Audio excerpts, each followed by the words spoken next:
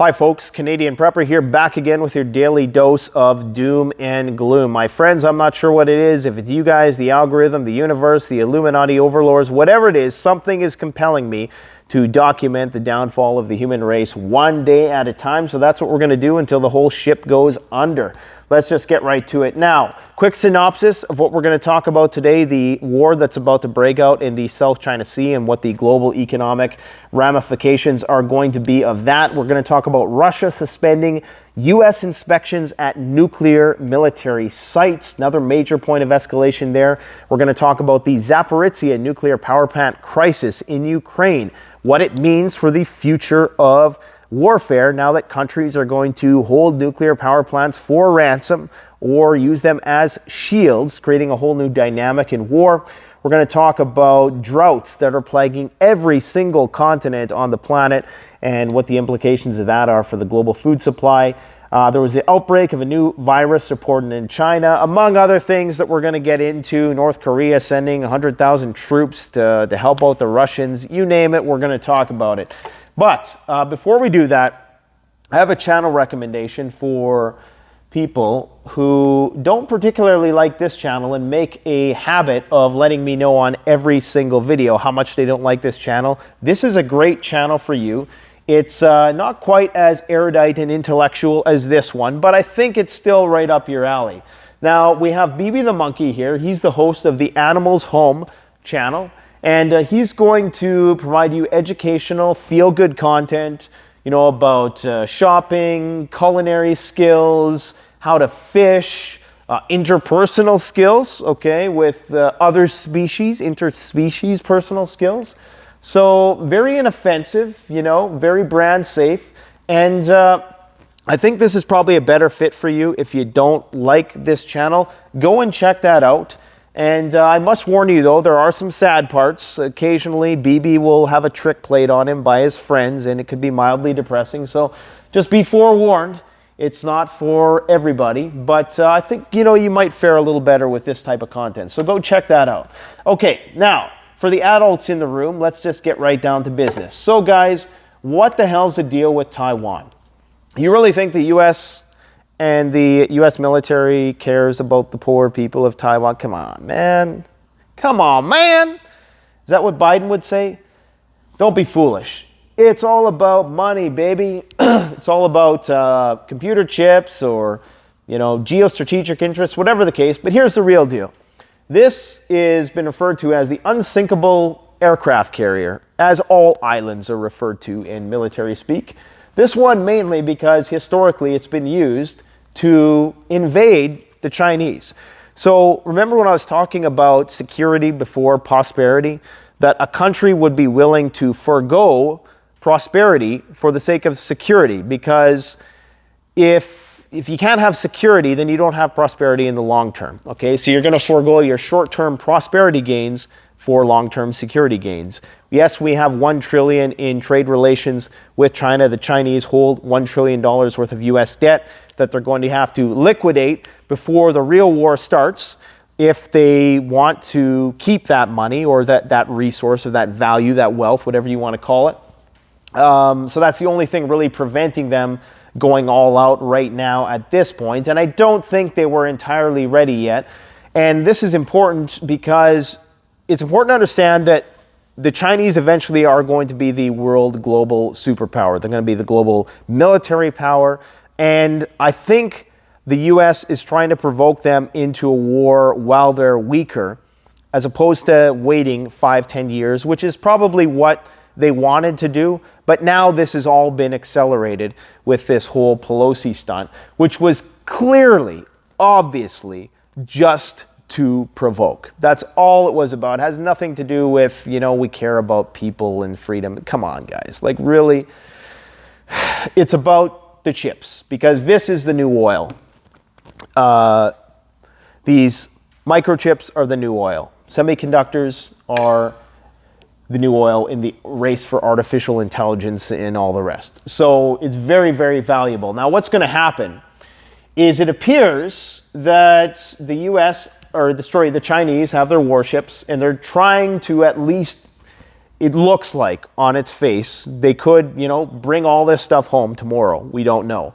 But it looks as though they're preparing or simulating a blockade. Are they going to actually sustain this blockade?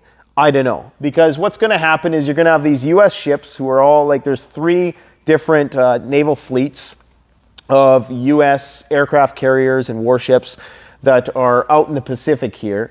And eventually there's going to be pressure to break this blockade to China because the U.S. needs Taiwanese chips to power, to make their aircraft carriers, okay, ironically enough. So they're going to have to break this blockade, and that's when you're going to have a direct confrontation with the Chinese and the Americans. Now, who's going to bluff? I don't know. It's a game of chicken, I guess, right? The Chinese, like I say, I don't think they're entirely prepared for this yet. However, guys, if you think that the Chinese are pissing around, they ain't pissing around. Okay, this was just days after that Pelosi visit.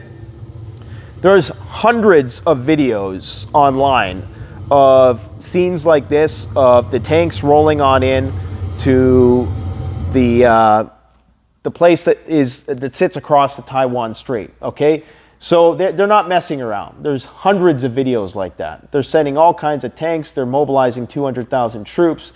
It ain't no joke. They're flying all kinds of sorties. Okay, so this is the Taiwan Strait median line. This is kind of technically Taiwan's space. This is Chinese space. They're always doing this, but now they're doing it in much greater numbers. So really what this Pelosi thing did is it just kind of rattled the hornet's nest, and it was a real good way to triangulate and get the Chinese and the Taiwanese fighting. Because now what's going to happen is China is going to continually push the boundary. Maybe Taiwan is going to push back a little too hard. China is going to push back harder, and then it's just going to escalate from there, and the shizzy's going to hit the fizzy. And this is going to happen. This is a war that is inevitable, because I guess what's going to happen if the Chinese get a hold of Taiwan, they could just say, well, you know what? I don't think we're going to send the U.S. any more of these semiconductors. We're just not going to do it. And of course, that's going to put them at a great advantage militarily and technologically. So this is why I don't think Pelosi was really the brains of this operation. For starters, she says stupid things like this. She was slammed over so-called connection with China.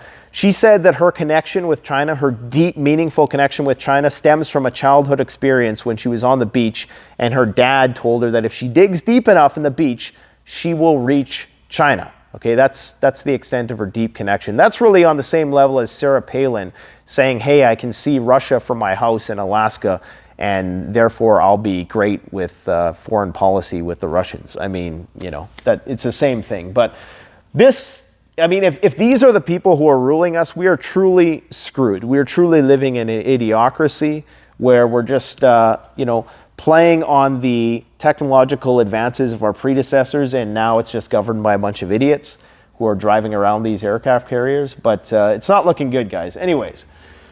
So that is essentially in a nutshell what is happening. Now, Chinese-American relations have hit an all-new low, okay? So they're canceling all kinds of coordinations. U.S. theater commanders talking with each other has been canceled. Policy coordination talks have been canceled. Military maritime consultative agreement meetings have been canceled. And this is very, very important because right now you have these fleets of military warships of both the U.S. and the Chinese within hundreds of miles of one another, and they're not talking anymore, okay? Bad news. China-U.S. cooperation on the repatriation of illegal immigrants, cooperation on legal assistance in criminal matters, cooperation against transnational crimes, suspension in talks of climate change, etc., etc. So, not looking good. And the pressure is going to be on from Taiwan to the United States. They will make appeals for them to break up this blockade if it does endure. Remember, China has been stockpiling grain for years. They have record grain stockpiles in their silos. They have been criticized for hoarding grain at a time when it's been scarce due to the whole Russia-Ukraine situation. And makes you wonder, if they did not see this coming, okay? Because this is a big, big game of chess. And the thing with the Chinese is they've been biding their time for a long time. They've been playing this just like the art of war says. You know, you don't go up against an enemy who is superior. So they were probably going to wait 5-10 years down the road when their military was at parity with the United States. Currently, at least on paper, at least for what we know, it isn't. The American military is still superior. I was going to say far superior, but I'm not going to go that far anymore because, like I say, we don't know exactly in terms of how many military bases and how many parts of the map are covered by the American military. Definitely far and away exceeds the Chinese, who I think only have one military base outside of their country. And the U.S. spends 3 times the amount on their military. However, they're servicing all these bases, all these aircraft carriers, paying all these veteran bills. So a lot of that budget is just, it's bloat. It's not actually contributing to direct military spending. So, and then you also have the issue that China is an authoritarian regime and it's a nationalist regime. So they're probably minding their P's and Q's when it comes to money. So they're probably more careful with where they're spending their money. Whereas, in the whole privatization contract bidding thing, money gets wasted. It gets thrown around, like the whole Halliburton thing with, $1 million, I don't know, whatever, like things that they would use to build buildings with that were blown up, inflated in price. So that's where, the parity of the Chinese military may actually rival the U.S. But I guess we'll see what happens. But this war is inevitable. It's just a matter of time. I don't know when it's going to happen. It could happen today. It could happen tomorrow.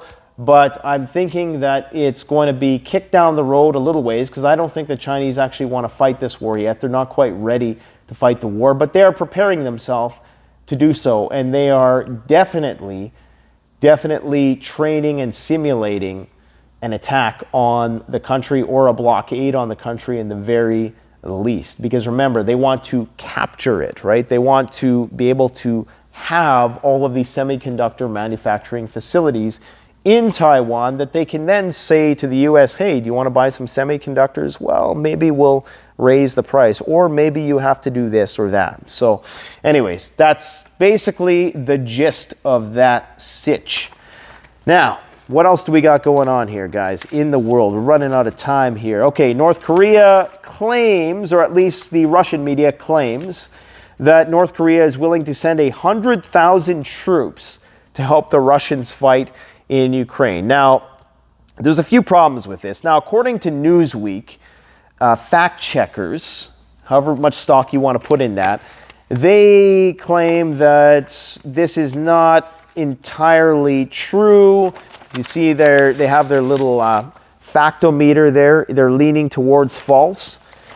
There's a few problems with this logistically speaking. Obviously, you have the language barrier, which would be a huge problem. But it does make sense because North Korea needs what Russia has. They need oil and they need grain. And they likely would be, if there's any country that's willing to sacrifice 100,000 of its own citizens to a war that has nothing to do with them, it's probably North Korea. It's like, we'll trade you human blood for actual stuff. It's pretty depressing. But it's looking like this may be something that's on the table. But is it actually going to materialize, considering that the Russians right now only have like 200,000 guys in this war? To throw 100,000, North Koreans, every third guy would be North Korean, and there'd be the language. But I just can't see it happening. There would have to be, I don't think there's enough Korean, Russian translators to make that work. But who knows? It just goes to show, though, you're starting to see all these alliances starting to harden between the Iranians, the Syrians, the Russians, the Chinese, etc., etc. Even the Turkey is starting to really align itself with the Russians as well. Anyways, but they're really good at playing both sides of the fence. So in other news, Russia has suspended U.S. inspections of nuclear sites. Okay, so Moscow has informed Washington of a temporary withdrawal from the inspection regime under the START nuclear disarmament treaty, the Russian Foreign Ministry said on Monday, citing treaty provisions for exceptional circumstances, basically saying that Russia is unable to perform their duties, giving the U.S. an unfair advantage because of the whole sanctions thing. So the Russians can't go to the U.S. and do what they need to do. So they're saying, well, you're not coming here to do what you need to do either, meaning that here we go back into Cold War 2.0. As if nuclear tensions weren't high enough already, they just made them even higher. We also have the Zaporizhia region where this nuclear power plant situation is going on. They're going to be doing a referendum there to see whether or not they want to become a part of Russia.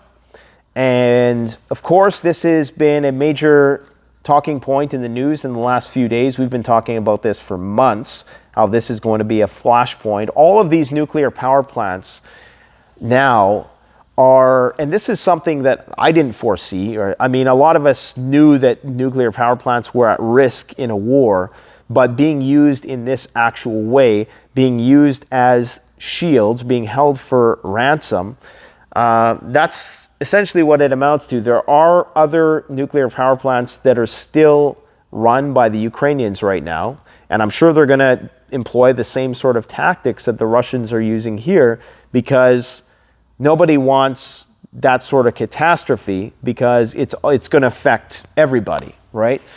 So the Russians have been apparently putting weapons in and around the Zaporizhia nuclear power plant, and there's been increasing amounts of fighting there. Apparently they've mined it also.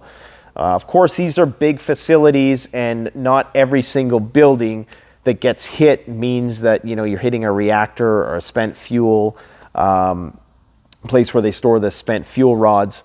But, there's still obviously a risk of a major incident occurring there. So we're going to have to see what happens. But this is going to be, I don't see how the Ukrainians are going to be able to take it back without, eventually, taking out or getting very, very close, brushing right up against the reactors or where the spent fuel rods are stored. So that's why I'm saying this creates a whole new dynamic in modern war as we move into this new cycle of war, which we're going to be in for the next 10 years, it's looking like, in the very least, because they're saying that this war in Ukraine is going to go on for years. This is going to create a whole new dynamic, and it's going to mean that the only way around something like this is through some sort of subversive tactics, because you're not going to be able to take over the nuclear power plant, because you're not going to be able to, what are you going to do? You can't destroy it. So you're going to have to do some sort of electronic warfare, maybe. I don't know. But anyways, I guess we'll see what happens. But not looking good. Retired British general says that if Putin faces defeat in Ukraine, he will resort to nuclear weapons. While this is nothing new, we've talked about this before. If the Russians do fail in Ukraine, which is looking like they likely won't, because I don't think there's any possible way that... I don't think the Ukrainians have staged any successful counteroffensives. Like, I don't think they've pushed them, with the exception of the initial ones in Kiev and stuff like that. But these regions in the Donbass, and they're going to be, so hardened and well defended that I can't see them taking it. But, here's hoping that they can do it. But, if they are pushed back, it's going to be viewed as an existential risk to the Russians. And in that case, they may be compelled to drop a tactical nuke somewhere to force the Zelensky government to make a concession. But, again, this is something we've been talking about for months. Let's hope it doesn't happen. They are doing all sorts of training right now in Europe. There recently was a 4-day exercise with NATO allies in Czech Republic where they were doing CBRN training and simulating the decontamination, the ability to quickly create decontamination facilities on the fly, creating joint casualty decontamination areas that must be set up rapidly to deal with people exposed to chemical, biological, radiological, or nuclear attacks. So they're preparing for it. They're getting ready. And, apparently they set a new record. So the record, put this one in the Guinness Book of World Records. This is so 2022. The Czech Republic medics set a record for assembling a casualty decontamination area in the fastest time recorded, an impressive 12 minutes and 45 seconds. Congratulations. Now, the drought situation is looking pretty bleak. So we've showed you the American drought monitor. This is the European drought monitor. So red is alert, and orange is warning, and yellow is rainfall deficit. So I don't see a whole lot of rainfall deficit. I see a whole lot of orange and a whole lot of red. So Europe is in flames. And there's some crazy pictures here. Like this is a river and it's like completely dried up. As you can see, there's boats in the sand. This is just crazy, man. All sorts of pictures. This is a story from The Guardian, I believe. Europe's worst drought ever in pictures. People just chilling on the Newfound beach. Glaciers melting, all the rest. Crazy stuff, guys, crazy stuff. We're living in crazy times, man.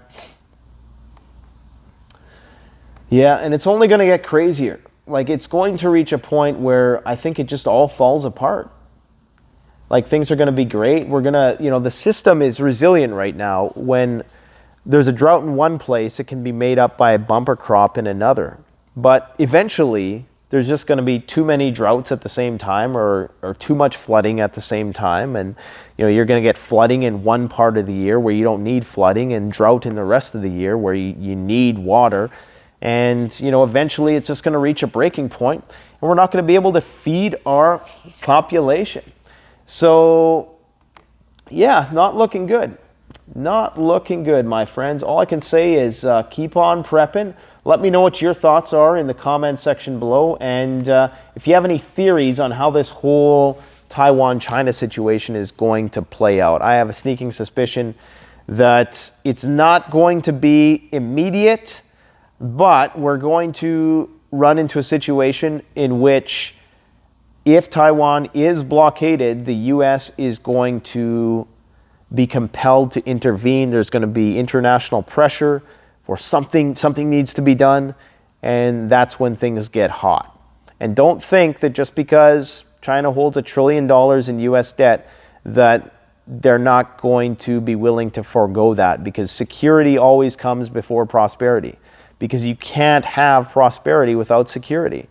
So in my opinion, I think the Chinese would be willing to lose that $1 trillion in, money that they have, that they own of U.S. debt. And, if they have to lose it, they'll lose it. There's this video circulating right now suggesting that the Chinese economy is going to collapse in 34 days by Cascades Academy. I guess we'll wait to see. I think what's likely going to happen, what could potentially happen, the worst case is probably going to be something like the 2008 recession. I can't see a total economic collapse happening. We're also measuring these things from the perspective of a Western democracy. Authoritarian regimes have different tactics to mitigate these SHTF issues in the same way they did the COVID pandemic. They can easily lock everybody up and throw away the key. We can't necessarily do that. So you can't measure how we might deal with a situation to how they might deal with it there. They have a very tight grip on things. This is why they've been stockpiling the grain, because they don't want to have to endure another famine if they do get sanctioned. So, yeah, I think they're prepared for it. I think they're prepared to take the hit. Now, it's likely, though, if they had more time, and they have been slowly phasing out their debt, and I think this is why the U.S. is trying to act, because they've seen that the Chinese are starting to reduce the amount of debt, U.S. debt that they're holding. So they wanted to get a jump on things. They wanted to provoke them while they were weak, because it's better to fight a weak Chinese than, that sounded so inappropriate. Better to fight a weak Chinese than a strong one. No, it's better to fight a weak China than a strong China, right? So yeah, that's my theory on things. Let me know what you guys think in the comment section below. I've rambled on long enough. Thanks for watching. Don't forget to like, comment, subscribe. Canadian Prepper out.